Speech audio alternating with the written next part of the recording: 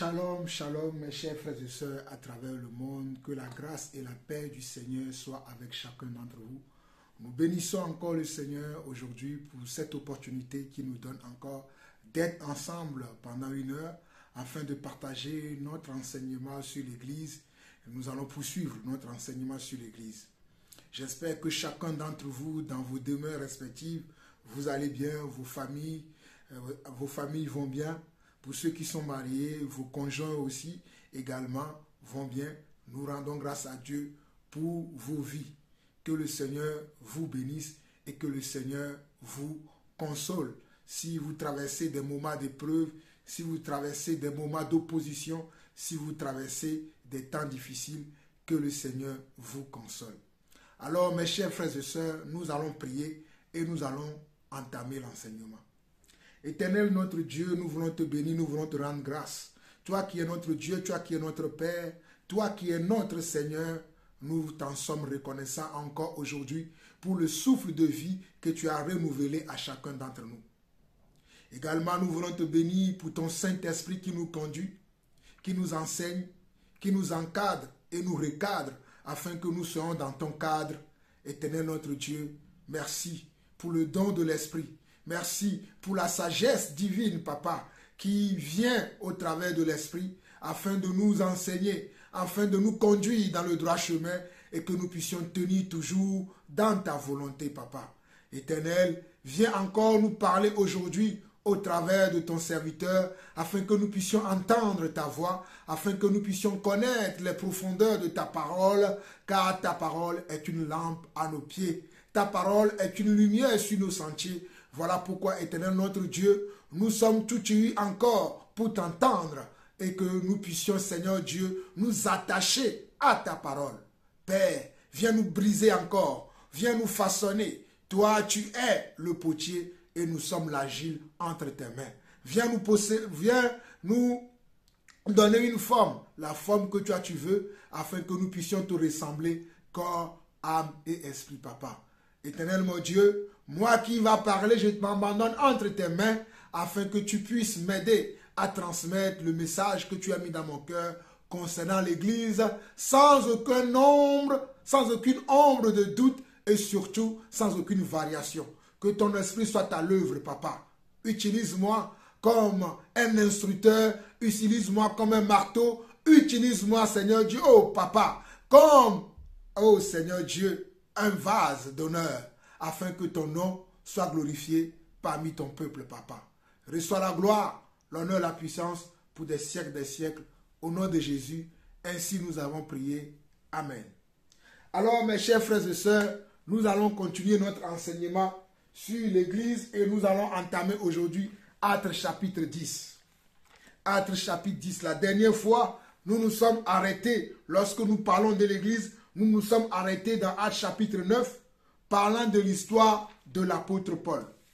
Nous avons vu l'histoire de l'apôtre Paul, comment l'apôtre Paul avait été appelé par le Seigneur, comment le Seigneur l'a confondu lorsqu'il allait à Damas dans le but de persécuter l'Église, mais sur son chemin, il a rencontré le Seigneur et le Seigneur a changé sa vie et il est devenu l'apôtre Paul. Aujourd'hui, nous allons voir l'histoire d'un autre homme dans la Bible et c'est cette histoire qui va encore nous montrer que l'Église véritable du Seigneur est différente de ce que nous voyons de nos jours dans certains milieux, dans certains endroits.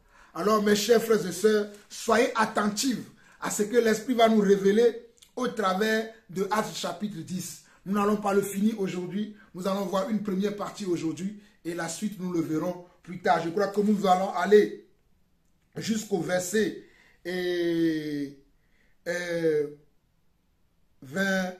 24 aujourd'hui. Ou bien bon, nous allons néanmoins aller jusqu'au verset, on va dire jusqu'au verset 33. Et la dernière partie, nous allons le voir plus tard. Nous allons aller jusqu'au verset 33 et le reste, nous le verrons plus tard. Nous commençons l'enseignement. Suivez-moi très attentivement maintenant, mes frères. Il y avait à Césarée un homme nommé Corneille, centenier dans la cohorte dite italienne. Cet homme était pieux et craignait Dieu avec toute sa maison. il faisait beaucoup d'aumônes au peuple et priait Dieu continuellement. Vers la 9e heure du jour, il vit clairement dans une vision un ange de Dieu qui entra chez lui et qui lui dit, « Corneille ». Les regards fixés sur lui et saisi de froid, il répondit, « Qu'est-ce, Seigneur ?» Et l'ange lui dit, « Tes prières et tes aumônes sont montées devant Dieu et il s'en est souvenu. Envoie maintenant des hommes à Joppé et fais venir Simon surnommé Pierre. Il est logé chez un certain Simon, corroyeur, dont la maison est près de la mer. » Dès que l'ange qui lui avait parlé fut parti, Corneille appela 2 de ses serviteurs et un soldat pieux dans ceux qui étaient attachés à sa personne. Et après leur avoir tout raconté, il les envoya à Joppé. Le lendemain, comme ils étaient en route et qu'ils approchaient de la ville, Pierre monta sur le toit vers la 6e heure pour prier. Il eut faim et il voulut manger.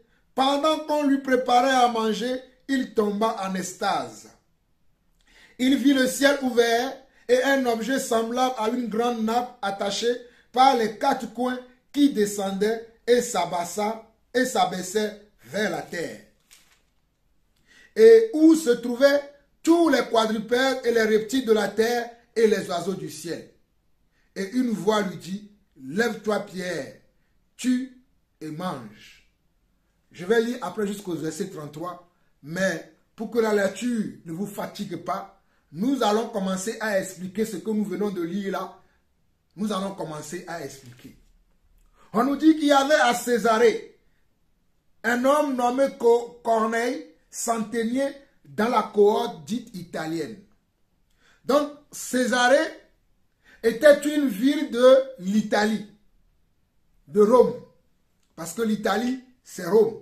Et nous savons que c'est Paul, l'apôtre Paul, qui a ramené ou bien qui a apporté l'évangile du Seigneur dans la ville de Rome ou bien dans ce territoire de Rome. Et dans ce territoire, il y avait une ville qui s'appelait Césarée. Et dans cette ville-là, il y avait un homme nommé Corneille qui était centenier. Centenier veut dire qu'il était chef sur 100 personnes. Sur 100, je ne sais pas à l'époque, je ne savais pas comment on appelait l'armée, mais il était dans l'armée. Et il était chef de 100. De 100 personnes, il était centenier. Cet homme était pieux et craignait Dieu.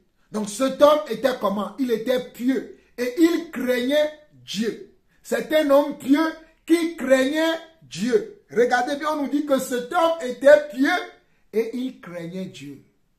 Alléluia. Merci Seigneur pour cet homme. Avec toute sa maison, il faisait beaucoup de monde aux pauvres et priait Dieu continuellement. Regardez, c'était un homme qui était pieux. C'était un homme qui faisait une aumône avec toute sa maison et qui priait Dieu continuellement. C'était un homme qui était pieux, c'était un homme qui craignait Dieu et avec toute sa maison, il faisait des aumônes et il priait aussi Dieu continuellement. Il n'arrêtait pas de prier Dieu. Il avait l'habitude de prier Dieu. Voilà pourquoi on dit qu'il priait Dieu continuellement. Mes chers frères et sœurs, nous ne devons pas arrêter de continuer à prier Dieu. Il y a des gens qui s'exaspèrent lorsque je commence l'enseignement et que je prie Dieu. Il dit, mais il veut l'enseigner, pourquoi il perd son temps à prier? Mais si je ne prie pas, comment l'Esprit de Dieu va m'aider à transmettre le message? Nous devons toujours continuer à prier. Car la prière est l'essence de l'âme. L'essence, naturellement, est ce qui permet à une voiture de se déplacer, à une machine de fonctionner. Et la prière aussi permet à nous, les enfants de Dieu, de pouvoir marcher dans les pas du Seigneur, de pouvoir ressembler au Seigneur. Un enfant de Dieu qui ne prie pas ne pourra pas faire grand-chose dans sa vie. Car la prière est ce qui nous encourage, ce qui nous donne de la force, ce qui nous communique d'ailleurs la pensée, la sagesse et l'intelligence de Dieu. Le verset 3 nous dit, vers la 9e heure du jour, il vit clairement dans une vision un homme de Dieu qui entra chez lui et qui lui dit, Corneille. Les regards fixés sur lui et saisi de froid, il répondit, quel Seigneur? Et l'ange lui dit, tes prières et tes aumônes sont montées devant Dieu et il s'en est souvenu. On nous dit que cet homme qui avait l'habitude de prier, voici encore un jour, il prie la 9e heure de la journée. Et pendant qu'il était dans la prière, il eut une vision. Et dans cette vision, il a reçu la visitation d'un ange. Et l'ange lui dit, tes prières et tes aumônes sont montées devant Dieu et il s'en est souvenu. Tes prières et tes aumônes sont montées devant Dieu et il s'en est souvenu. Donc cet homme qui avait l'habitude de prier, qui priait continuellement, sans s'arrêter, demandant quelque chose à Dieu, Dieu va maintenant écouter sa prière et Dieu va l'exaucer. Parce que l'ange va lui dire, tes prières et tes aumônes sont montées devant Dieu et il s'en est souvenu. Tes prières, on n'a pas dit ta prière, on a dit tes prières. Alléluia. On n'a pas dit ta prière, mais on a dit tes prières. Les prières de ce centenier sont montées devant Dieu. Et Dieu s'en est souvenu. Alors je vais encourager un frère. Je vais encourager une sœur. Je vais encourager une église que tu ne dois pas t'arrêter de prier. Alléluia. Tu ne dois pas t'arrêter de prier. Car un jour, le Seigneur se souviendra. Un jour, le Seigneur se souviendra. De la même manière que le Seigneur s'est souvenu de ce centenier, le Seigneur se souviendra aussi de toi. Je ne sais pas ce que tu demandes dans tes prières. Je ne sais pas les raisons pour lesquelles tu as l'habitude de prier, de jeûner. Mais mon frère, ma soeur, je veux t'encourager que tu ne dois pas t'arrêter. De la même manière que Dieu s'est souvenu de ce centenier, Dieu se souviendra de toi et il exaucera tes prières. Alors, au verset 5, on nous dit, envoie maintenant des hommes à Joppé et fais venir Simon, surnommé Pierre. Il est logé chez un certain Simon, corroyeur, dont la maison est près de la mer. Dès que l'ange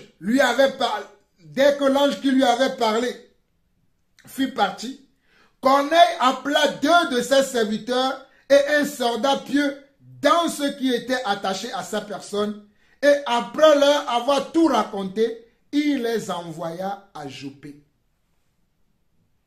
On nous dit que dès que l'ange a quitté Corneille, le centenier de la cohorte italienne, dès que l'ange du Seigneur, dès que l'ange qu'il a visité l'a quitté, il appela ses serviteurs.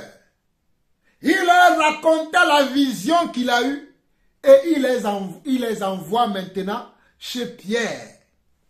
Car le message que Dieu lui a donné, en exaucant sa prière, parce que le verset 4, dans lequel on dit les regards fixés sur lui, et saisi de froid, il répondit, qu'est-ce Seigneur? Et l'ange lui dit, tes prières et tes aumônes sont montées devant Dieu et il s'en est souvenu. Lorsque Dieu s'est souvenu des prières de ce centenier, Dieu les exauce. Et pour les exaucer, il faut que Pierre vienne chez lui. Alléluia. Il faut que l'apôtre Pierre vienne chez ce païen. Parce que l'Italie est un pays païen. Ou bien Césarée est une ville païenne. Et cet homme est d'origine païenne. Mais il prie Dieu. Alléluia. Mon frère, ma soeur, toi qui es païen, toi qui es un non-croyant, mais tu espères un jour que tu vas rencontrer le Seigneur, je t'encourage de toujours espérer. Je t'encourage de toujours prier. Je t'encourage de toujours croire. Car de la même manière que le Seigneur s'est souvenu de ce centenier, le Seigneur se souviendra de toi. Oh, alléluia! Et toi qui es déjà un croyant, Toi qui es déjà un serviteur ou une servante du Seigneur, tu as déjà rencontré le Seigneur, tu as déjà une intimité avec le Seigneur, mais il y a encore des gens dans ta famille. Il y a peut-être tes enfants, peut-être ton conjoint, peut-être tes frères et sœurs, peut-être tes amis, peut-être tes oncles et tes tantes qui ne sont pas encore convertis. Mais tous les jours, tu fléchis les genoux devant le trône de Dieu pour eux. Je veux t'encourager, toi aussi mon frère. Je veux t'encourager, toi aussi ma soeur, de ne pas t'arrêter. Le Seigneur se souviendra d'eux également. Peut-être tu pries pour une autre préoccupation. Peut-être tu pries pour un autre projet. Je te dis également de ne pas t'arrêter de prier. Car il est écrit dans Matthieu chapitre 7, le verset 7, qu'on donne à celui qui demande. On ouvre à celui qui frappe et celui qui cherche trouve. Continue de chercher, ne t'arrête pas. Continue de demander, ne t'arrête pas. Continue de frapper. Un jour, le Seigneur t'ouvrira de la même manière qu'il a ouvert à ce monsieur. Continuons. Le verset 9. Le lendemain, comme ils étaient en route et qu'ils approchaient de la ville, Pierre monta sur le toit vers la 6e heure pour prier. Donc, les serviteurs de ce centenier ont pris la route pour aller à la rencontre de l'apôtre Pierre. L'apôtre Pierre qui était dans la maison d'un certain Simon corroyeur. Quand le centenier a écouté ce que l'ange lui a dit, il a dépêché ses serviteurs et les a envoyés chercher l'apôtre Pierre. Et ils ont pris la route.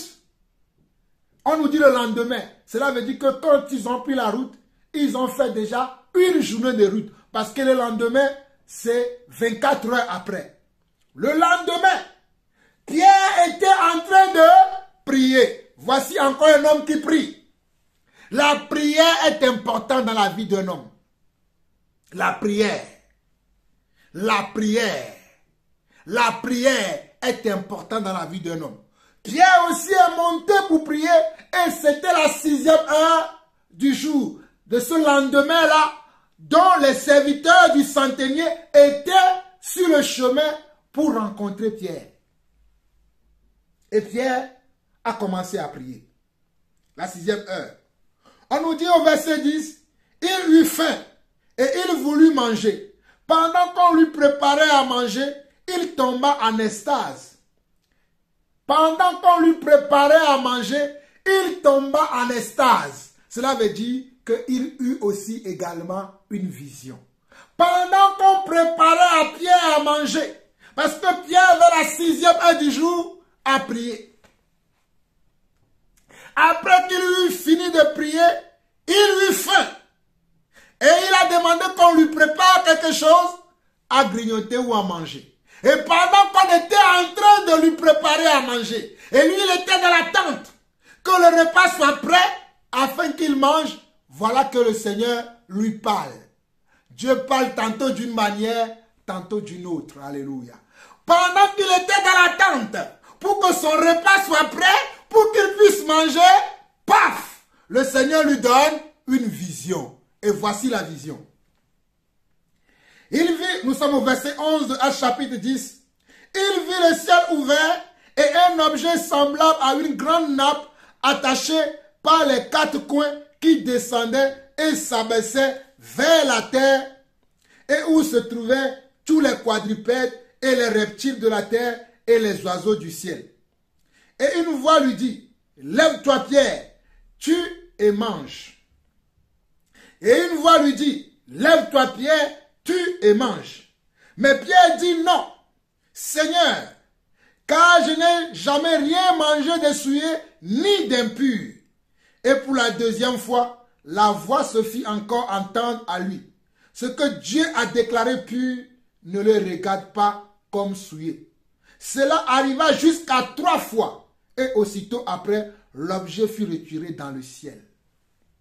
Mes chers frères et sœurs, lorsque Pierre eut cette vision, Pierre résistait à ce qu'il voyait au travers de cette vision. Dans la vision, Pierre voyait, regardez bien, le verset 12 nous dit, on nous dit, et où se trouvaient tous les quadrupèdes, les reptiles de la terre et les oiseaux du ciel. Mais pendant que Pierre voyait les quadrupèdes, les reptiles de la terre et les oiseaux du ciel, c'était des animaux impurs que lui voyait. Dans les quadrupèdes, il y a des animaux qui sont parmi les quadrupèdes que nous n'avons pas le droit de manger. Dans les reptiles, il y a les animaux que nous n'avons pas le droit de manger. Je vais finir. Écoutez-moi très bien. Dans les oiseaux, il y avait les oiseaux que nous ne pouvons pas manger. Ça, c'était dans l'ancienne alliance. Mais aujourd'hui, dans la nouvelle alliance, Dieu a déclaré tout pur. Et Dieu a dit dans 1 Timothée chapitre 4 que tout est sanctifié par la prière. Dans Tite chapitre 2, Dieu a dit également que la prière sanctifie tout. Dans Tite chapitre 1, Dieu le dit également. Mais à cette époque-là, comme Pierre était un juif et qu'il avait été beaucoup dans la loi de Moïse, il avait vu les quadrupèdes qui étaient interdits de manger à l'époque. Il avait vu les reptiles qui étaient interdits de manger à l'époque. Il avait vu des oiseaux qui étaient interdits de manger à l'époque. Voilà pourquoi dans sa vision, il résistait. Il disait non. Comment je peux manger les animaux qui sont impurs? Lui-même, il le dit de sa bouche. On ne nous dit pas les animaux qu'il a vus. Mais la réaction de Pierre nous montre que les animaux qu'il avait vus étaient des animaux impurs. Cela pouvait être, parmi les quadrupèdes, cela pouvait être un porc qu'il avait vu. Et Pierre ne voulait pas manger ça. Regardez bien. Au verset 14, mais Pierre dit, non Seigneur, car je n'ai jamais rien mangé de souillé ni d'impur. Car Pierre dit, non Seigneur, car je n'ai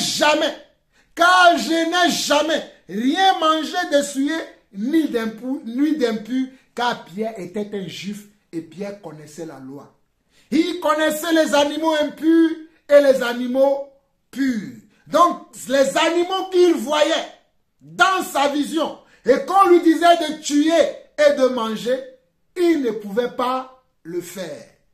Voilà pourquoi il a dit, rien de souillé ni d'impur, je n'ai jamais mangé ça, donc je ne pourrais pas. Il résistait cela, mais il a vu la vision 3 fois, car on nous dit au verset 15, et pour la 2e fois, la voix se fit encore entendre à lui. Ce que Dieu a déclaré pur, ne le regarde pas comme souillé. Ce que Dieu a déclaré pur, ne le regarde pas comme souillé. Pierre, ces animaux-là, c'est vrai. Dans le temps, c'était des animaux impurs. Mais aujourd'hui, moi, je les déclare purs. Tu peux maintenant les manger. Alors, ce que moi, je déclare pur, toi, tu n'as pas le droit de le voir encore comme impur.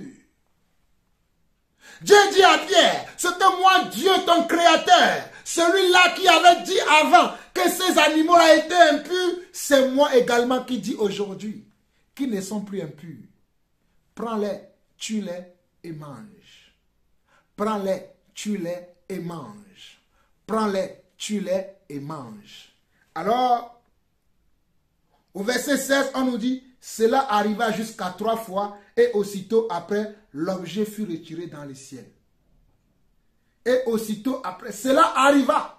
Cette vision que Pierre a eue et qu'il parlait en même temps avec Dieu au travers de la vision, cela s'est passé jusqu'à 3 fois. Waouh!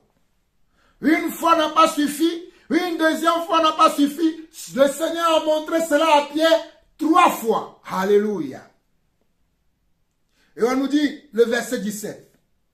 Tandis que Pierre ne savait en lui-même que penser du sens de la vision qu'il avait eue, voici les hommes envoyés par Corneille, s'étant mis en quête de la maison de Simon, se présenta à la porte.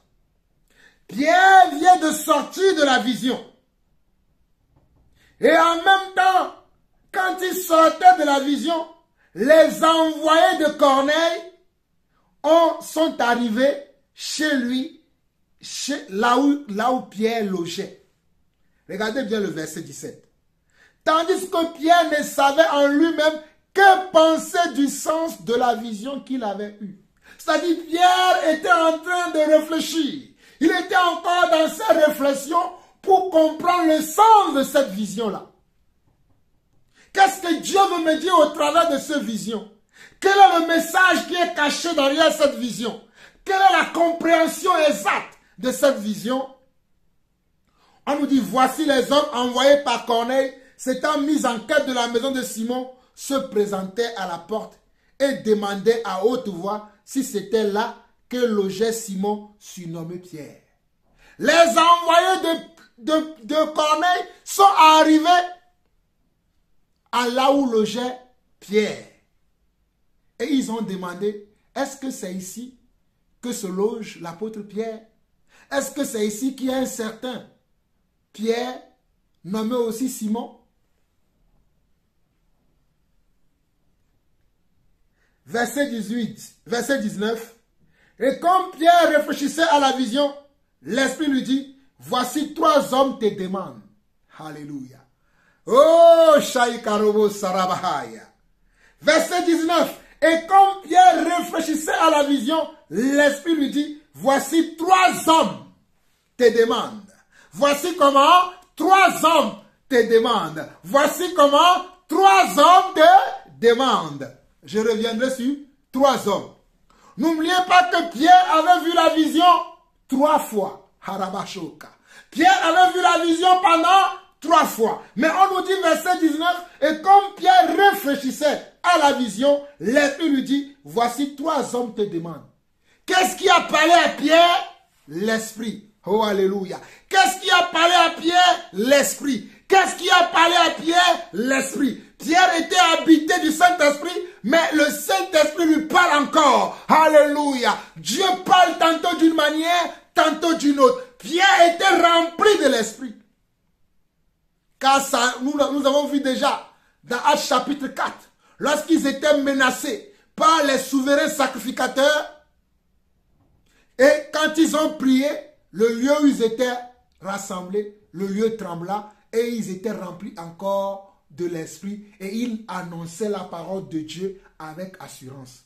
Nous l'avons déjà vu. Vous pouvez aller lire Actes chapitre 4, verset 32. Actes chapitre 4, à partir du verset 20 jusqu'à la fin, vous allez voir que nous avons déjà vu ça. Qu'ils avaient été menacés par les souverains sacrificateurs de s'arrêter de parler dans le nom de Jésus. Mais ils ont continué à prêcher dans ce nom. Parce qu'ils ont prié pour demander comment? La puissance de Dieu. Ils ont prié pour demander l'encouragement de la part du Seigneur. Voilà pourquoi la prière est toujours importante. Et le Seigneur les a exaucés en leur renouvelant le don de l'Esprit. Et ils ont continué à prêcher l'évangile avec assurance. Comme moi aussi, je prêche l'évangile aujourd'hui avec assurance, car nous avons le même esprit. Alléluia. Mais ici, là, on nous dit au verset 19 de Actes chapitre 10. Et comme Pierre réfléchissait à la vision, l'Esprit lui dit, voici 3 hommes te demandent. L'Esprit lui dit, voici 3 hommes te demandent. Voilà pourquoi je vous ai dit que le livre des Actes des Apôtres est le livre de l'Esprit et il est le livre de l'Église. Alléluia. C'est l'Esprit qui doit conduire l'Église. Ce ne sont pas les hommes qui doivent conduire l'Église, mais l'Esprit de Dieu. Alléluia. Car Dieu a dit à Simon Pierre, tu es Pierre, et sur toi je bâtirai mon église, et les portes de l'enfer, ou bien les portes du séjour de mort, ne prévaudront point contre elle. Alors l'église doit être bâtie par l'esprit, et non par les hommes. Une église qui est bâtie par les hommes ne sera pas en train de gagner le monde. Une église qui n'est pas bâtie par l'esprit, va toujours comment? Va toujours vivre dans la pagaille, dans le bassesse, dans les compromis. Mais une église qui est bâtie par l'esprit. Alléluia. Quand tu la vois, elle est rayonnante. Quand tu la vois, elle est victorieuse. Quand tu la vois, elle est remplie de sagesse et d'intelligence. Alléluia. Mais nous continuons encore l'enseignement. Au verset 20, on nous dit, lève-toi, descends, et pars avec eux sans hésiter, car c'est moi qui les ai envoyés. Alors, ici là, l'esprit va commencer à expliquer à Pierre que les animaux que tu avais vus dans la vision, et que tu as vu cette vision 3 fois, c'était de ces 3 hommes-là que je te parlais. Que tu vas recevoir la visite de ces 3 hommes-là. Parce que ces 3 hommes-là, ce sont des païens. Ils ne sont pas des juifs comme Pierre. Et comme à l'époque, les juifs n'avaient pas de relation avec les païens, l'Esprit a pris soin de préparer Pierre. L'Esprit a pris soin de préparer Pierre afin que Pierre ne se trompe pas. Afin que Pierre ne refuse pas. Mon frère, ma soeur, oh Shairabora, Imaramasanda Ramakoraba. Toi, mon frère, qui veut fréquenter un païen, ou toi, ma soeur, qui veut fréquenter une païenne, ou un païen, que tu sois une soeur qui veut fréquenter un païen, ou que tu sois un frère qui veut fréquenter une païenne. Je parle de ceux qui veulent se mettre avec les païens parce qu'ils sont comment? Ils ont la honte de vivre seuls. Ils ont la honte du célibat. Et ils veulent se marier même avec un païen. As-tu reçu la révélation de Dieu que tu peux le faire? As-tu reçu la révélation du Seigneur que tu peux le faire? Le Seigneur parle toujours. Le Seigneur montre toujours. Le Seigneur dit, invoque-moi et je te répondrai. Le Seigneur montre toujours les choses. Mais aujourd'hui, les gens ne veulent pas obéir à Dieu. Ils rentrent dans les alliances sans l'aval du Seigneur. Ils rentrent dans les alliances sans l'aval du grand Dieu. Alléluia. Ils font comment? Des compromis avec des gens sans avoir l'approbation du Seigneur. Toute relation qui n'est pas bâtie sur sur l'approbation du Seigneur sera une relation charnelle et non spirituelle. Vouée à l'échec. Et qui t'amènera en dehors d'ailleurs de la volonté de Dieu. Je répète encore. Toute relation que toi mon frère ou toi ma soeur, tu bâtis sans l'approbation du Seigneur. Je dis bien sans l'approbation du Seigneur, sans l'aval du Seigneur. C'est une relation qui est automatiquement vouée à l'échec. Même si vous réussissez, même si tout ce que vous faites réussit, mais c'est un échec total devant Dieu. Alléluia. Parce que regardez ici, Dieu a averti Pierre. Dieu doit t'avertir, mon frère. Dieu doit t'avertir, ma soeur, avant de rentrer dans une relation avec un certain, même si c'est un chrétien, même si la personne est un croyant, avant de rentrer dans la relation avec la personne, tu dois demander au Seigneur, Seigneur, voici un homme que j'ai rencontré, qui m'a dit, je suis une très belle femme, qui m'a dit, oh ma soeur, je m'intéresse à toi, je veux me marier avec toi. Seigneur, es-tu d'accord que je me marie avec cet homme? Seigneur, es-tu d'accord que je me marie avec cette femme? Je ne le connais pas, mais toi tu le connais mieux que moi. Est-ce que tu es d'accord? Et tu dois attendre la réponse. Ne sois pas pressé. Il y a des gens qui sont pressés. Regardez cet homme Corneille a toujours prié Dieu. Il ne s'est jamais arrêté. Et un jour, le Seigneur s'est souvenu de lui et le Seigneur lui a répondu. Mais toi, quand tu pries, tu veux avoir ta réponse tout de suite. Tu n'attends pas que Dieu te réponde. Mais lui, Corneille a attendu jusqu'au jour où le Seigneur lui a répondu. Apprenons à garder aussi la patience. Apprenons à garder la patience et à attendre que Dieu nous parle. Ne soyons pas pressés. Quand tu es pressé, tu vas faire n'importe quoi. Mais quand tu attends Dieu, quand tu attends que Dieu te révèle les choses, tu ne pourras rien faire en dehors de la volonté de Dieu. Mais quand tu es pressé, pressé par les candidats-on, les campagnes-sera-t-on, mon âge avance, tous mes frères sont mariés, tous mes soeurs sont mariés, tous mes frères ont de beaux enfants, mais moi je suis toujours tout seul. Ça, c'est la chair. Il vaudrait mieux pour toi aller te plaindre devant le Seigneur. Aller devant le Seigneur et dire au Seigneur, aide-moi. Que de vouloir t'aider toi-même. Toute relation qui n'est pas bâtie avec le Seigneur est vouée à l'échec. Que celui qui a des oreilles pour entendre, entend ce que l'Esprit dit à son Église. Alors au verset 20 de Actes chapitre 10, lève-toi, descends et pars. On peut revenir au verset 19 jusqu'au verset 22. Verset 19 de Actes chapitre 10 jusqu'au verset 22. Et comme Pierre réfléchissait à la vision, l'Esprit lui dit, voici 3 hommes te demandent. Lève-toi, descends et pars avec eux sans hésiter, car c'est moi qui les ai envoyés. Ce qui est la confirmation de la vision que Pierre a reçue. Le Seigneur dit maintenant, va, c'est moi qui les ai envoyés.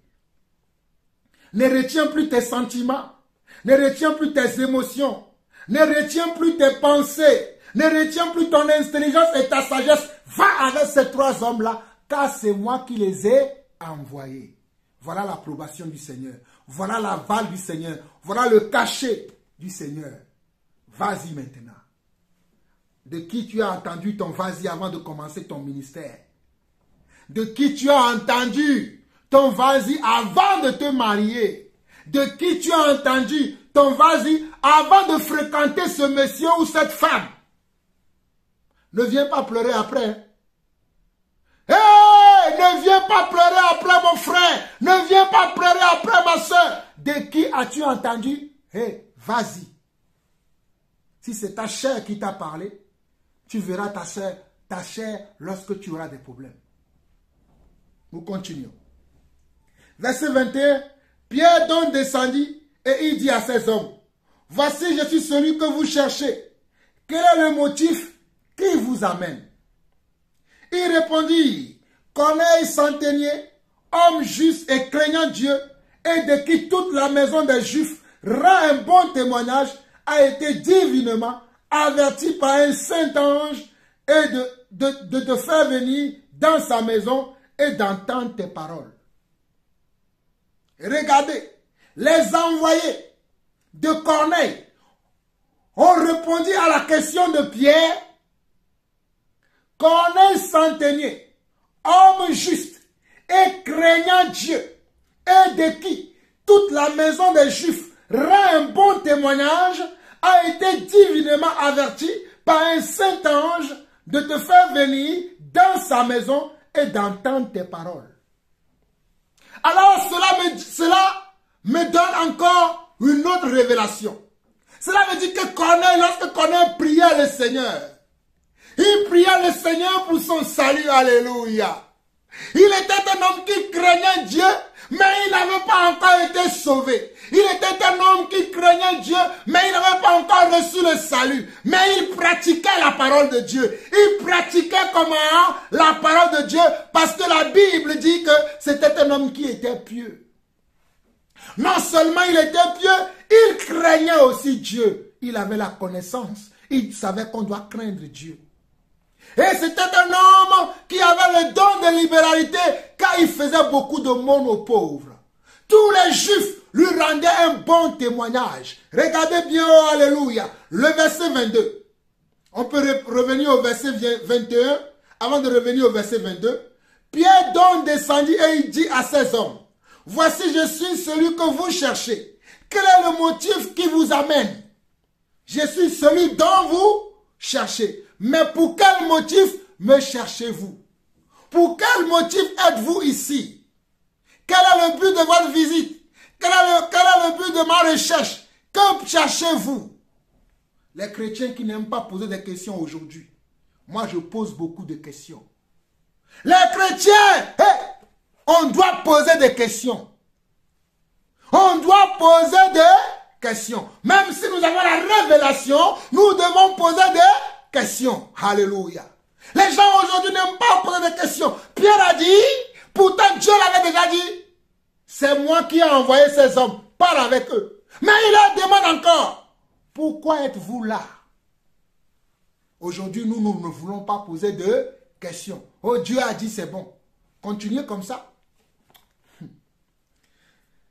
Verset 22, il répondit, Corneille, centenier, homme juste et craignant Dieu, et de qui tous les jours rend un bon témoignage, a été divinement averti.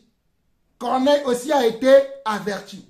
Qui t'a averti, toi, mon frère? Qui t'a averti, toi, ma soeur, avant d'entamer cette relation? Ton petit copain, que tu vois tous les week-ends maintenant, qui t'a donné l'autorisation?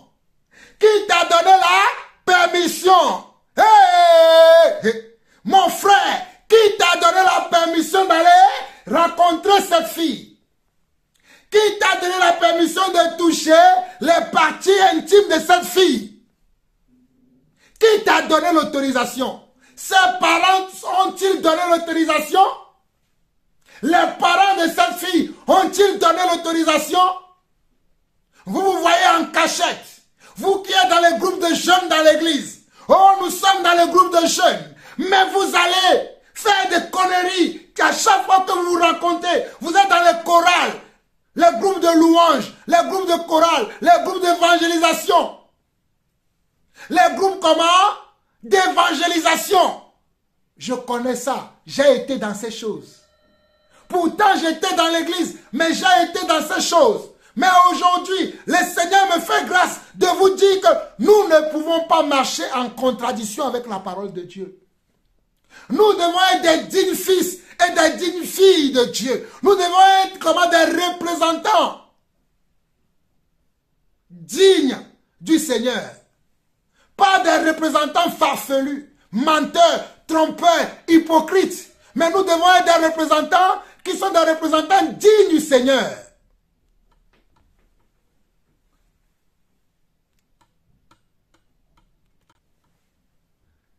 Nous devons être des représentants dignes du royaume de Dieu. Alléluia. Nous continuons la lecture.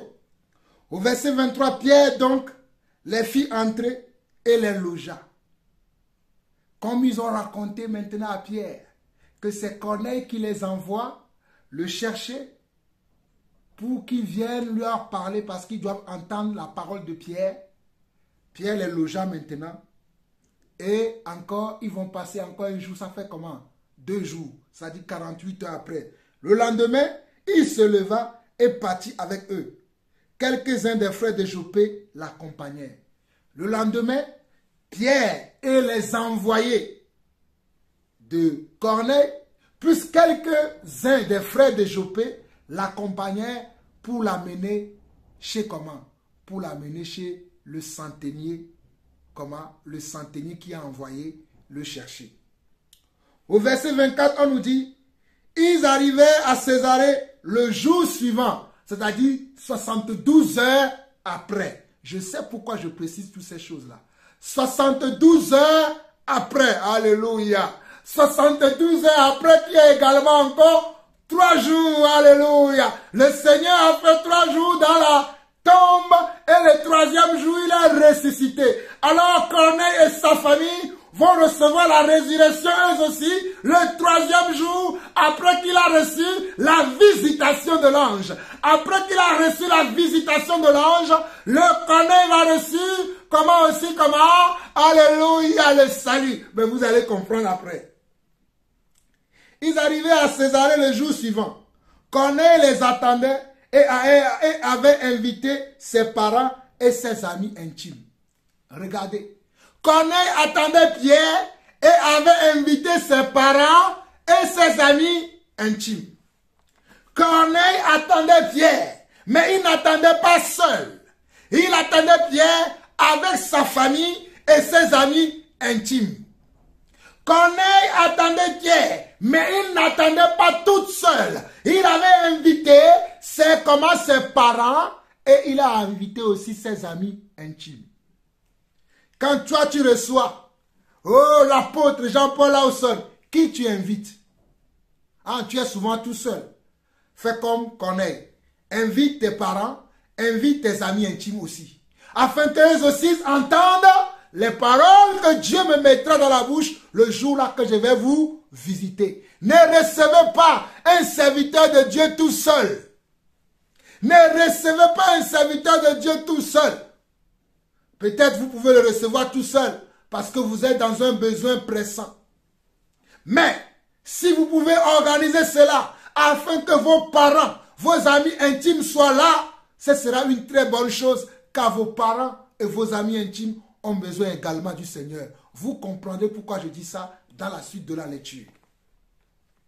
Au verset 25, on nous dit, lorsque Pierre entra chez Corneille, qui était allé au-devant de lui, tomba à ses pieds et se prosterna. Regardez, lorsque Corneille est allé à la rencontre de Pierre et qu'il a vu Pierre arriver dans sa maison, alléluia, il tomba comment? À ses pieds et se prosterna. Il est tombé au pied de qui? Au pied de Pierre et il se prosterna comme si Pierre était Dieu. Mais regardez le verset 26. Mais Pierre le releva en disant, lève-toi, moi aussi je suis un homme. Pierre a fait quoi? Pierre a relevé Corneille et lui dit, Corneille, tu n'as pas le droit de comment? De te prosterner devant moi.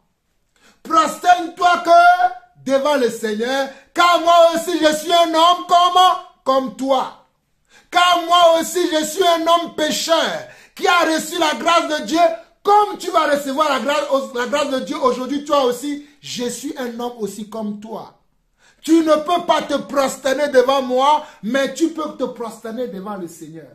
Aujourd'hui, je vois les serviteurs de Dieu qui aiment que les sœurs, les frères se prosternent devant eux. De quel Dieu vous servez?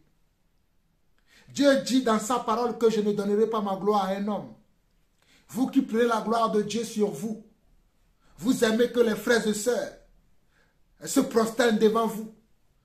Et on vous appelle daddy et vous mettez la main sur eux. Et vous faites comme si vous les bénissez. Nous sommes déjà bénis. Nous sommes déjà bénis. Car Dieu dit dans Éphésiens chapitre 1, que Dieu nous a bénis de toutes les bénédictions spirituelles. Nous avons déjà toutes les bénédictions. Mais comme vous ne voulez pas que vos fidèles connaissent la volonté de Dieu, connaissent la vérité de Dieu, vous les gardez dans le mensonge. Vous les gardez comment? Dans le mensonge. Et c'est pour cela que vous aimez qu'ils viennent se prosterner devant vous et que vous après, vous mettez les mains sur eux. Oh ma fille, je te bénis. Au nom de Jésus, reçois, reçois. Hey, on doit bénir nos frères, même si nous sommes déjà bénis, mais nos frères doivent rester debout. Ils ne doivent pas se prosterner devant nous.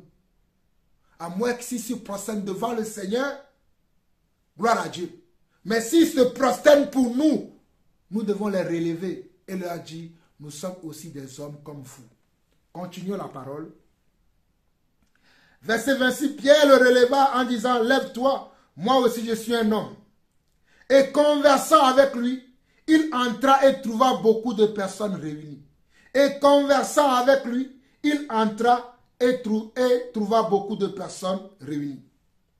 Vous savez, là, dit-il, Pierre a commencé maintenant à prêcher. Pierre a commencé maintenant à parler de la parole qu'ils doivent entendre. Et regardez son message. Regardez le message de Pierre.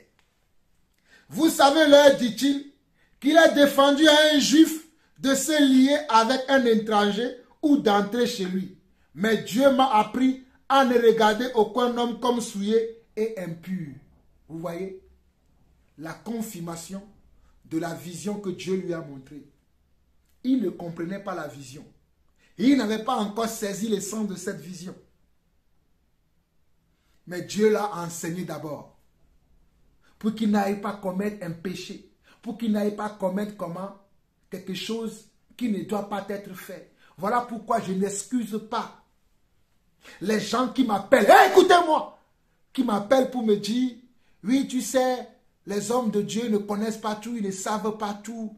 Il y a certaines choses qu'ils ne connaissent pas. Tu dois aller doucement avec eux. Regardez ici. Dieu a pris soin de parler à Pierre. Dieu a su bien de parler à Pierre, de le préparer avant qu'il ne rencontre les païens. Comment vous pouvez me faire croire que ces gens de pasteurs qui aiment que les gens se prosternent devant eux, comme un de chez moi là, qu'on appelle Lumovi Dodipol, où les gens se prosternent devant lui. Donc Dieu ne lui a jamais parlé de ça. Il ne doit pas accepter que les hommes se prosternent devant lui. Mais lui, il continue de faire ça. Il n'y a pas que lui. Tous ces hommes-là, qui sont populaires sur les réseaux sociaux, que les gens adulent, que les gens adorent. Certains vont me dire non, on ne les adore pas, on les vénère. La vénération et l'adoration, c'est la même chose. Que les gens vénèrent là. Vous allez me dire que Dieu ne les a jamais parlé. Vous allez me dire que Dieu ne les a jamais corrigés. Mais ils continuent de faire toujours ce qui est contraire à la volonté de Dieu devant nos yeux. Et vous ne voulez pas qu'on parle. Et quand on parle, vous dites que nous crions. Vous dites que nous sommes orgueilleux. Vous dites que nous pensons que nous sommes mieux qu'eux. Continuez à suivre ces bandits spirituels. Continuez à suivre ces malfrats spirituels. Et quand on vous dit la vérité, résistez toujours à la volonté de Dieu. Résistez toujours à la parole de Dieu. Ne comprenez pas. N'acceptez pas. Continuez à suivre ces gens-là. Continuez à suivre ces voleurs, ces mendiants, ces malfrats de grand chemin. Mais quand nous vous prêchons la vérité là, continuez à refuser. Continuez à refuser, n'acceptez pas. Regardez ici, Pierre dit au verset 28, vous savez, leur dit-il, qu'il est défendu à un juif de se lier à un étranger ou d'entrer chez lui. Mais Dieu m'a appris. Mais Dieu m'a appris. Dieu nous apprend toujours ce qui est juste, bon, agréable et parfait si nous sommes son serviteur. Si nous représentons Dieu, Dieu va toujours nous parler. Dieu va toujours nous dire ce que nous devons faire dans telle ou dans telle autre situation. Dans telle ou dans telle autre situation, Dieu nous avertira toujours. Dieu nous préparera. Dieu nous dira toujours ce que nous devons faire. Dieu est le même hier, le même aujourd'hui et le même éternellement. Pourquoi vous trouvez des situations atténuantes pour certaines personnes? Oh non, mon frère, tu sais, tu juges trop. Oui, appelez-moi le juge. Moi, je ne suis pas comme vous. Moi, je connais la parole. Je sais que Dieu, là, quand il choisit quelqu'un, il le forme, il le prépare, il enseigne, afin que lorsque cette personne-là va parler de sa part, qu'il parle de la bonne manière et qu'il agit de la bonne manière. Je sais également que Dieu a dit que ceux qui sont des faux serviteurs, mais qui se mettent dans la peau des vrais serviteurs, c'est à leurs œuvres que vous reconnaîtrez qu'ils ne sont pas de moi. C'est ce que moi je fais.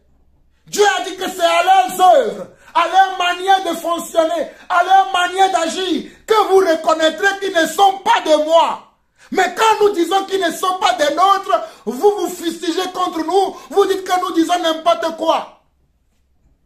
Déjà, vos pasteurs là, ils sont assis dans leur temple. Ils ne sortent jamais de leur temple pour aller à la rencontre du peuple. Voilà un apôtre authentique. Un apôtre du Seigneur qui a quitté sa maison, qui a fait comment 24 heures de route pour aller visiter une seule personne dont on lui a parlé. On lui a parlé d'un centenier. Pierre n'a pas dit, invitez-le à venir dans mon assemblée. Je n'ai pas le temps pour lui. Invitez-le à venir le dimanche dans ma réunion. Mais Pierre s'est levé et il est parti chez lui. Voilà pourquoi je vous dis que l'église véritable, là-haut, beaucoup ne sont pas dans l'église véritable. Ils sont dans les bâtiments construits par des hommes, pensant qu'ils sont en train de servir Dieu, mais ils sont en train de servir des hommes. Pour servir Dieu, là, il faut être disponible pour les âmes, pour les brebis du Seigneur, pour les enfants du Seigneur. Il faut la disponibilité. Beaucoup d'entre vous, vous n'êtes pas disponibles pour les enfants de Dieu. Vous êtes disponibles pour leur poche, pour recevoir les dîmes et les offrandes, pour recevoir les honneurs, mais vous n'êtes pas disponibles quand ces brebis du Seigneur ont besoin de vous, ont besoin d'entendre les paroles du Seigneur. Vous n'êtes pas là. Vous êtes prêts. Vous êtes disponibles pour donner le spectacle les dimanches dans vos magasins que vous appelez église, dans vos boutiques que vous appelez église. Vous les passe-temps, qui vous dites que vous êtes des pasteurs, qui vous dit que vous êtes des prédicateurs, mais vous êtes des passe-temps, vous êtes des vendeurs d'illusions dans vos assemblées là. Pierre a-t-il invité Corneille dans son assemblée? Il s'est déplacé pour aller à sa rencontre. Pierre a-t-il invité Corneille dans son assemblée? Il s'est déplacé pour aller à son rencontre. Aujourd'hui, les serviteurs de Dieu ne veulent plus se déplacer. Appelez Jean-Paul Lawson, je vais me déplacer pour venir chez vous. Alléluia. Moi, j'aime me déplacer. Alléluia. J'aime aller dans les rues. J'aime aller dans les coins reculés pour prêcher l'évangile. Je ne m'assois pas dans un temple pour dire oui, c'est la maison du Seigneur, alors que la véritable maison du Seigneur est ailleurs. Que celui qui a des oreilles pour entendre, entend ce que l'Esprit dit à son Église. Au verset 28 jusqu'au verset 33, je vais lire, je ne vais plus m'arrêter. Et après, je vais m'arrêter pour expliquer. Vous savez, leur dit-il, qu'il est défendu à un juif de se lier avec un étranger ou de rentrer chez lui. Mais Dieu m'a appris à ne regarder aucun homme comme souillé et impur. C'est pourquoi je n'ai pas eu d'objection à venir, puisque vous m'avez appelé. Je vous demande donc pour quel motif vous m'avez envoyé chercher. Corneille dit, il y a 4 jours, à cette heure-ci, je priais dans ma maison, à la 9e heure, et voici un homme vêtu d'un habit éclatant se présenta devant moi et dit, Corneille, ta prière a été exaucée et Dieu s'est souvenu de tes aumônes. Envoie donc quelqu'un à Joppé et fais venir Simon, surnommé Pierre. Il est logé dans la maison de Simon Corroyeur, près de la mer. Aussitôt, j'ai envoyé quelqu'un vers toi et tu as bien fait de venir maintenant. Et tu as bien fait de venir. Maintenant donc, nous sommes tous devant Dieu pour entendre tout ce que le Seigneur t'a ordonné de nous dire. Mes chers frères, l'Esprit me demande d'aller jusqu'au bout de Actes chapitre 10 aujourd'hui. J'avais dit que je vais m'arrêter au verset 33. Mais l'Esprit me demande d'aller jusqu'au bout afin de vous révéler ce que Pierre a répondu à cette question qu'il a posée et Corneille a répondu. Donc je vais relire à partir du verset 29 et après je vais lire la réponse de Pierre et vous allez comprendre que Pierre était disponible pour les âmes. Il était disponible pour servir Dieu. Et si tu veux être un serviteur de Dieu, rends-toi disponible.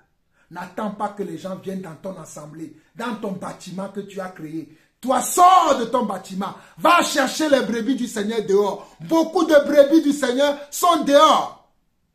Sont mal enseignés, sont mal encadrés, ne connaissent même pas la voix du Seigneur. Ils ne savent même pas comment entendre la voix de Dieu. Mais toi, tu restes dans ton temple, dans ton boutique, dans ton magasin. Regardez, verset 29. Pierre dit, c'est pourquoi je n'ai pas eu d'objection à venir, puisque vous m'avez appelé. Je vous demande donc pour quel motif vous m'avez envoyé chercher. La même question qu'il avait posée déjà comment aux envoyés que Corneille avait envoyés. Corneille dit, il y a 4 jours. Corneille dit comment? Il y a 4 jours, à cette heure-ci, je priais dans ma maison, à la 9e heure, et voici un ange vêtu d'un habit éclatant se présenta devant moi et dit, Corneille, ta prière a été exaucée, et Dieu s'est souvenu de tes aumônes. Envoie donc quelqu'un à Joppé, et fais venir Simon, surnommé Pierre. Il est logé dans la maison de Simon Corroyeur, près de la mer. Aussitôt, j'ai envoyé quelqu'un vers toi et tu as bien fait de venir. Maintenant donc, nous sommes tous devant toi pour entendre tout ce que le Seigneur t'a ordonné de nous dire. Regardez, Corneille va raconter à Pierre comment 4 jours il priait, parce que c'était le 4e jour après. Il va leur dire, il priait et qu'il avait reçu la visitation d'un ange et l'ange lui a dit, tes prières et tes aumônes sont montées aux cieux et Dieu s'en est souvenu et Dieu t'a exaucé. Mais envoie quelqu'un chercher Simon Pierre à venir chez toi. Il dit, c'est ce que j'ai fait et tu es là maintenant. Voici moi et ma famille, nous sommes tous tués pour t'écouter. Parle-nous maintenant. Voilà quelqu'un qui aime Dieu. Il y a des gens qui veulent qui nous appellent, hein? Mais lorsque nous venons là, ils ne sont pas prêts de nous écouter. Ça ne sert à rien d'inviter un homme de Dieu si tu n'es pas prêt d'écouter. Ça ne sert à rien d'appeler un serviteur de Dieu si toi qui as invité le serviteur de Dieu, tu n'es pas prêt pour écouter. Il y a des gens qui nous appellent. Frère Jean-Paul, ils posent des questions, mais ils ne sont pas prêts pour écouter. Regardez l'attitude de Corneille au verset 33. Aussitôt, j'ai envoyé quelqu'un vers toi et tu as bien fait de venir. Maintenant donc, nous sommes tous devant toi pour entendre tout ce que le Seigneur t'a ordonné de nous dire. Corneille savait que si Pierre parlait, ça ne serait pas de sa propre part, mais c'est le Seigneur qui l'ordonnera. Parce qu'il avait la certitude que Pierre était un serviteur de Dieu. Alors toi, mon frère, toi, ma soeur qui m'appelle souvent, quand je te parle, es-tu convaincu que je suis serviteur de Dieu? Et ce que je te dis, tu écoutes avec attention, parce que ici, Corneille et toute sa maison étaient prêts d'écouter Pierre. Regardez, lisons la suite. Verset 34. Alors Pierre, ouvrant la bouche, dit, en vérité, je reconnais que Dieu ne fait point de favoritisme. Il commence à prêcher l'évangile. En vérité, je reconnais que Dieu ne fait point de favoritisme, mais qu'en toute nation, celui qui le craint et qui pratique la justice lui est agréable. Celui qui fait quoi? Celui qui le craint et qui pratique la justice est agréable à Dieu. Voilà les gens qui disent qu'aujourd'hui les œuvres ne sont pas importantes. Mais moi je lis ici qu'on dit que celui qui comment? Qui craint Dieu, qui pratique les œuvres sont comment? Sont agréables à Dieu. Il a envoyé la parole aux fils d'Israël en leur annonçant la paix par Jésus-Christ qui est le Seigneur de tous. Il a envoyé la parole. Oh alléluia. Il a envoyé la parole aux fils d'Israël par Jésus-Christ qui est le Seigneur de tous. Regardez, Pierre dit, il a envoyé comment? La parole. Il a envoyé comment? La parole. Quelle parole croyez-vous aujourd'hui? Quelle parole aspirez-vous aujourd'hui? Quelle parole attendez-vous aujourd'hui? Car le Seigneur a envoyé comment? La parole. Par qui? Par Jésus-Christ. Oh alléluia. Avec qui il a fait la paix avec nous tous. C'est par Jésus-Christ qu'il a fait la paix avec nous tous. Regardez comment Pierre présente Yeshua le Messie. Pierre dit au verset 36, il a envoyé la parole aux fils d'Israël en leur annonçant la paix, par Jésus-Christ qui est le Seigneur de tous. Il continue. Vous savez ce qui est arrivé dans toute la Judée après avoir commencé en Galilée à la suite du baptême que Jean a prêché. Vous savez, il parle de comment? De l'histoire de Yeshua le Messie. Il ne va pas raconter quelque chose d'autre, mais il va parler de l'avènement du Seigneur. Quand le Seigneur est apparu, qu'est-ce qui est arrivé? Il va rappeler cela à Corneille et à sa famille. Aujourd'hui, quel est l'évangile que vous écoutez? Aujourd'hui, là, quel est l'évangile que vous prêchez dans vos assemblées? Nous prêchons Christ. Christ crucifié, alléluia. Nous prêchons le même Christ que les apôtres ont prêché, que Pierre a prêché, que Jean a prêché, que Paul a prêché, que Étienne a prêché. Mais quel est l'évangile que toi tu prêches dans ton assemblée? Dans ton magasin, dans ton magasin, dans ta boutique. Regardez, verset 37. Il dit, vous savez ce qui est arrivé dans toute la Judée après avoir commencé en Galilée, à la suite du baptême que Jean a prêché. Vous savez comment Dieu a oint du Saint-Esprit et de force Jésus de Nazareth qui allait de lieu en lieu, faisant du bien et guérissant tous ceux qui étaient sous l'emprise du diable, car Dieu était avec lui. A-t-il parlé de quelqu'un d'autre? Non. Il a parlé de Yeshua le Messie. Voilà pourquoi il a dit, vous savez comment Dieu a oint. Alléluia. Vous savez comment Dieu a oint. Alléluia. Du Saint-Esprit et de force. Jésus-Christ de Nazareth. Alléluia. Jésus-Christ le Nazaréen qui allait de lieu en lieu. Ce n'est pas moi qui ai écrit ça quand même. On dit, alléluia. Vous savez comment Dieu a oint du Saint-Esprit et de force Jésus-Christ de Nazareth qui allait de lieu en lieu, faisant du bien et guérissant tous ceux qui étaient sous l'emprise du diable, car Dieu était avec lui. Il guérissait tout ce qui était sous l'emprise du diable, car Dieu était avec lui. Il parle du Messie. Il présente le Seigneur. Il n'a pas parlé de quelque chose d'autre. Il n'a pas dit, viens à Christ. Tu ne vas plus être centenier. Tu vas devenir un millénier. Je ne sais pas si on dit ça. Ou bien tu vas devenir chef de mille. Tu vas avoir plusieurs maisons. Tu vas avoir plusieurs voitures. Tu vas avoir plusieurs entreprises. Ce n'est pas ce que Pierre a dit. Mais pourtant, ça se comprend dans les églises aujourd'hui. Viens à Christ, tu vas avoir plusieurs entreprises. Viens à Christ, tu vas avoir un mari. Tu vas avoir une femme. Est-ce que c'est ce que Pierre a dit ici? Non. Nous continuons. Verset 39. Nous sommes témoins de tout ce qu'il a fait dans le pays des Juifs et à Jérusalem. Nous là, moi Pierre, j'ai été témoin de ça. Un témoin ne peut parler que de ce que ses yeux ont vu, de ce que ses oreilles ont entendu. Mais ce que les gens racontent aujourd'hui là, dans les coins de rue, dans certaines radios ou dans certaines télévisions, dites même chrétiennes là, ils les ont entendus où? Nous parlons de ce que nous avons entendu et de ce que nous ayons vu, ce que nous avons reçu par l'Esprit. Mais eux là, de quoi parlent-ils? Et de qui tiennent-ils ces paroles qu'ils vilipendent dans les réseaux sociaux, dans leurs assemblées, que moi j'appelle magasins et boutiques? Ce ne sont pas les églises du Seigneur. Verset 39.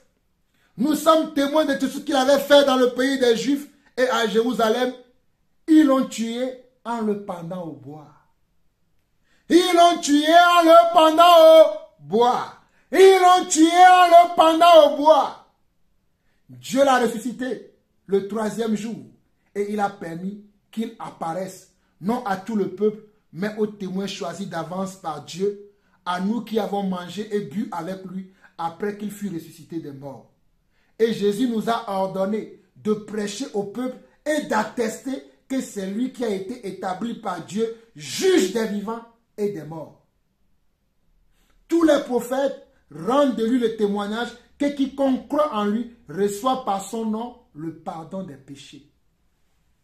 Regardez l'évangile que Pierre a prêché. Pierre a prêché Yeshua, mais Yeshua le crucifié. Il a prêché Jésus-Christ le Nazaréen, mais Jésus-Christ le Nazaréen crucifié. Il n'a pas cherché à prêcher quelque chose d'autre, mais il a présenté tout ce qui s'est passé avec le Seigneur. Et il a dit, même tous les prophètes ont rendu témoignage de lui. Mais toi, prédicateur aujourd'hui, quand tu prêches quoi? Quand tu prêches là, qu'est-ce que tu présentes aux gens? J'entends les évangiles aujourd'hui, viens au Seigneur, viens au Seigneur. Tu auras une famille heureuse, tu auras un foyer heureux, oh, tu auras de beaux enfants, tu auras de belles villas, tu auras de belles voitures, tu auras un beau travail. Est-ce que c'est ce que Pierre a dit ici? Peut-être vous ne m'avez pas bien entendu. Je relis encore. Verset 37 jusqu'au verset 43.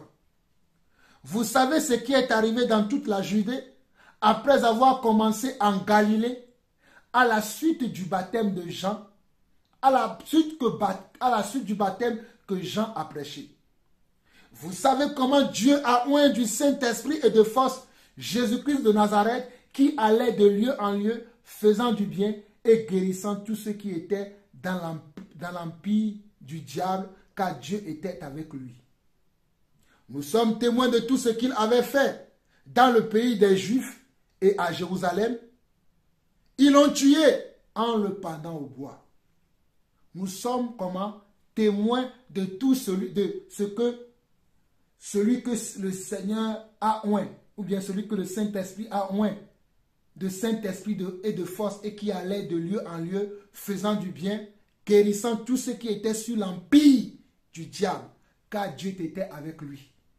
Mais ils l'ont tué en le pendant au bois, et nous en sommes témoins. Il continue. Verset 40. Il dit, Dieu l'a ressuscité le 3e jour. Et il a permis qu'il apparaisse. Dieu l'a ressuscité comment? Le 3e jour. C'est Dieu qui l'a ressuscité. Et Dieu a encore permis qu'il apparaisse aux témoins choisis d'avance par Dieu, aux témoins qui sont choisis d'avance par Dieu, c'est Dieu qui choisit, ce n'est pas les hommes qui choisissent. C'est Dieu qui doit choisir, ce n'est pas les hommes. Toi qui aimes suivre les hommes bêtement, tu aimes suivre les gens bêtement, pose-toi la question, cet homme-là, est-il un choisi? Choisi veut dire, est-il un élu de Dieu? Est-il un choix authentique? Parce qu'il y a des choix qui ne sont pas authentiques. Ce sont des choix faits par des hommes. À cause de leur ventre, à cause de leur paresse, ils ne veulent pas travailler. Ils sont devenus comme des eunuques. Mais il y en a qui sont des eunuques choisis par Dieu. Que celui qui a des oreilles pour entendre, entende. On continue. Non à tout le peuple, mais aux témoins choisis d'avance par Dieu, à nous qui avons mangé et bu avec lui après qu'il fut ressuscité des morts. Et Jésus nous a ordonné. Qui t'a ordonné? Mon frère, ma soeur, je te pose la question. Qui t'a ordonné? Même vous les sœurs qui prêchez l'évangile, qui vous a ordonné? Parmi les 12 apôtres du Seigneur, avait-il des femmes qui, soi-disant aujourd'hui, se disent prédicatrices, qui se disent pasteurises, ou pasteurisées, ou pastrices, je ne sais pas comment vous appelez, sautillant à la chair, les dimanches, la poitrine bien dégagée, hein, le derrière bien bombé là. Hey, qui vous a appelé? Continuez. Et Jésus nous a ordonné de prêcher au peuple et d'attester que c'est lui qui a été établi par Dieu, juge des vivants et des morts.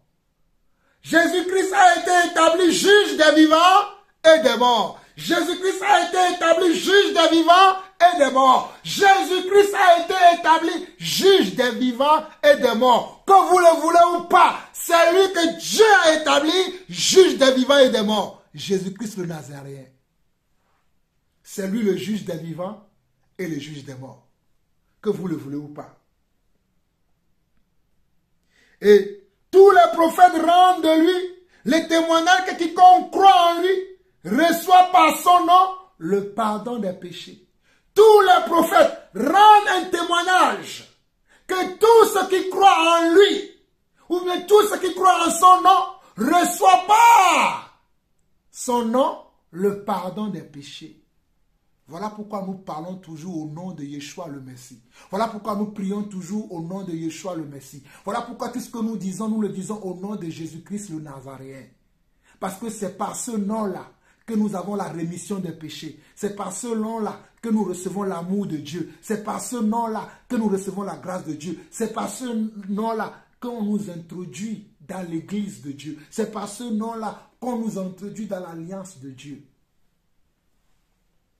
Au verset 44 jusqu'au verset 48, là où nous allons nous arrêter. Comme Pierre prononçait encore ces mots, le Saint-Esprit descendit sur tous ceux qui écoutaient la parole.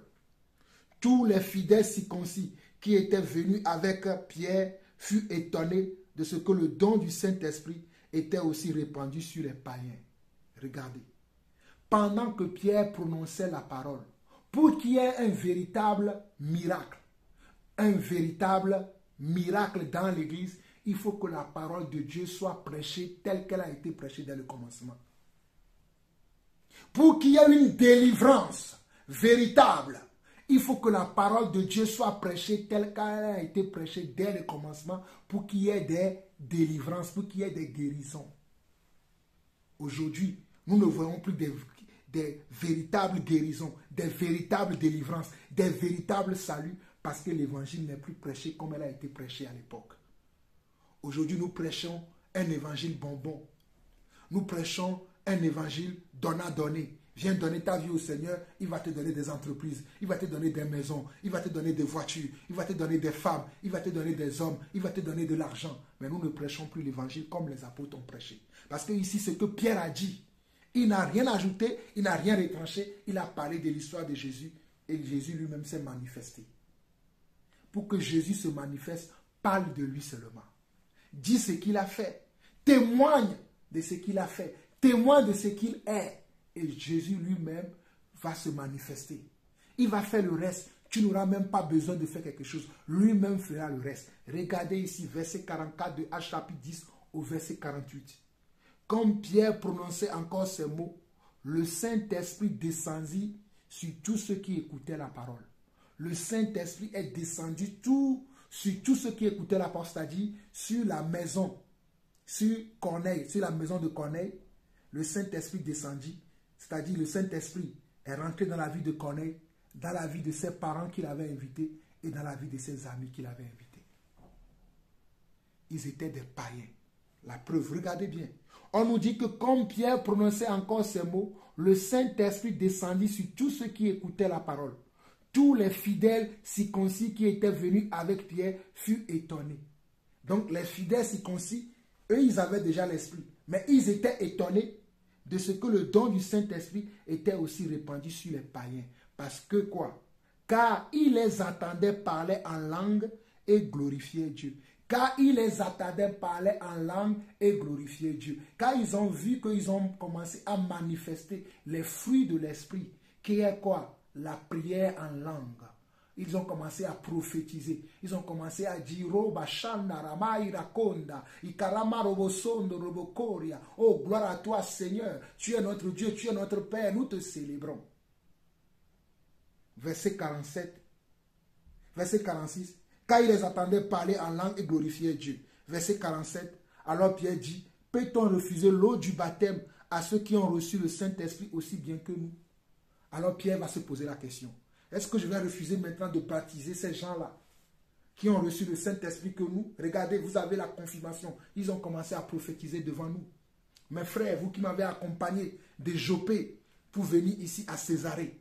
Vous m'avez accompagné de Jopé. Regardez, j'étais juste en train de parler. Et regardez comment ces hommes manifestent les fruits de l'Esprit. Comment ils manifestent les dons de l'Esprit. Est-ce que je peux maintenant leur refuser le baptême? Je ne peux pas. Au verset 47, au verset 48, on nous dit, alors Pierre dit, peut-on refuser l'eau du baptême à ceux qui ont reçu le Saint-Esprit aussi bien que nous? Et il ordonna qu'ils soient baptisés au nom du Seigneur, sur quoi il le priait de rester quelques jours auprès d'eux. Alors Pierre a ordonné qu'on les baptise au nom du Seigneur Jésus, et il fut baptisé. Corneille, ses parents et ses amis furent baptisés le jour-là.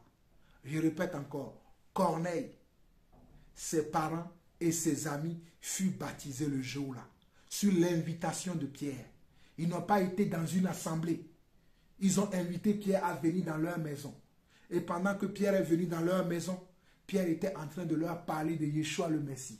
Pierre était en train de parler de Jésus-Christ le Nazaréen, de ce que Jésus-Christ a fait, a commencé par Galilée, Jérusalem, après le baptême de Jean. Il a commencé comment? Il a dit que vous savez comment Dieu a oint du Saint-Esprit et de force Jésus-Christ de Nazareth qui allait de lieu en lieu, faisant du bien, guérissant tous ceux qui étaient sur l'emprise ou bien sur l'empire du diable, car Dieu était avec lui. Ils l'ont pendu au bois et nous en sommes témoins. Il a ressuscité le 3e jour. Il est apparu aux apôtres choisis d'avance ou bien aux témoins choisis d'avance par Dieu. Et nous aussi, il est apparu à nous qui avons mangé et bu avec lui. Et il nous a ordonné de prêcher la repentance et le salut éternel, la repentance et le pardon des péchés en son nom, et tous les témoignages rendent témoignage de lui. Sur ces paroles-là, Dieu ne peut qu'approuver au ciel. Voilà pourquoi le Saint-Esprit est descendu après ce beau message que l'apôtre Pierre a livré. Et toute l'assemblée qui était réunie dans la maison de Corneille ont reçu le Saint-Esprit. Non seulement ils ont reçu le Saint-Esprit, ils ont reçu le don de parler en langue et aussi ils ont été baptisés. Voyez-vous comment quand on est soumis à la parole de Dieu, quand on fait ce que Dieu nous demande dans la parole, Dieu agit toujours. Alors mon frère, alors ma soeur, soumets-toi à Dieu. Invite un serviteur de Dieu authentique chez toi.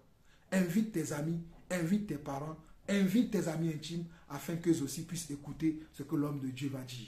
Peut-être ce jour-là, ils recevront le Saint-Esprit. Peut-être ce jour-là, ils recevront leur délivrance. Peut-être ce jour-là, ils recevront leur guérison. Peut-être ce jour-là, ils auront leur rencontre avec le Seigneur.